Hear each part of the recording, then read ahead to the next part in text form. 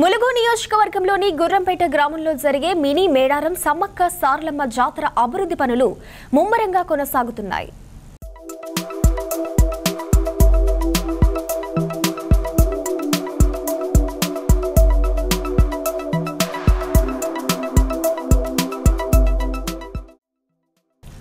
గుర్రంపేట సమ్మక్క సారలమ్మ జాతరకు మరో 13 రోజుల సమయం ఉండడంతో జాతర అభివృద్ధి కమిటీ ఆధ్వర్యంలో ఏర్పాట్లు శరవేగంగా జరుగుతున్నాయి.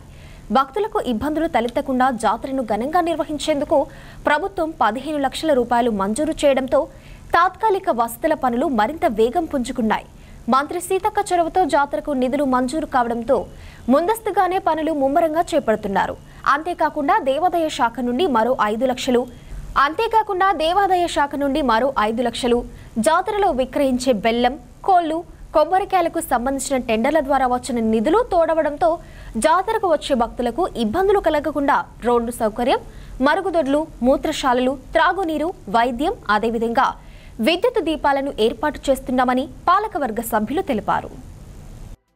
వివిధ గ్రామాల నుంచి కానీ పర్కాల నుంచి మాకొక ఆర్టీసీ బస్సు కూడా రావడం జరుగుతుంది. అదేవిధంగా భూపాలపల్లి నుంచి, ములుగు నుంచి, ఇటు నుంచి కూడా ఇక్కడికి ప్రత్యేకంగా స్పెషల్గా ఈ జాతర కోసం బస్సులు కూడా వేయడం జరిగింది. మరి అదేవిధంగా భక్తులు ఎవరు వచ్చినా కూడా బస్ సౌకర్యాలు మాత్రం ఈ 3 ప్రాంతాల నుంచి మాకు ఉన్నవి. దాన్ని వినియోగించుకోవాలని భక్తులకు విన్నవించుకున్నాం. పోలీస్ శాఖ వారి సహకారం కూడా ఉంది.